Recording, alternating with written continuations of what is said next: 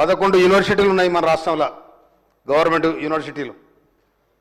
వాళ్ళు తెలంగాణ ఉద్యమాన్ని భుజానేసుకొని లాఠీలకు, తూటాలకు, భాష్యవాయులకు ఎదురొడ్డినరు.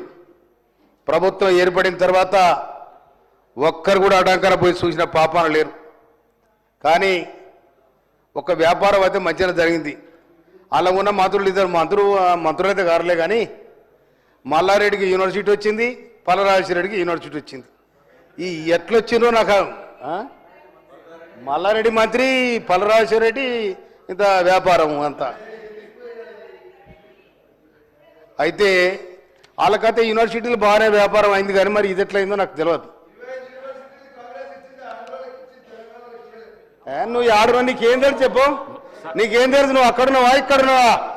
నువ్వు ఆడున్నావు, ఇక్కడున్నావా అక్కడున్నావా? నీకేం తెలుసుకో గారు. అయితే నువ్వు ఆడున్నావు, నువ్వు ఇక్కడ లేవు అక్కడ లేవు, ఆడిపోయి అటు అంటున్నావు, ఇటు పోయి ఇటు అంటున్నావు.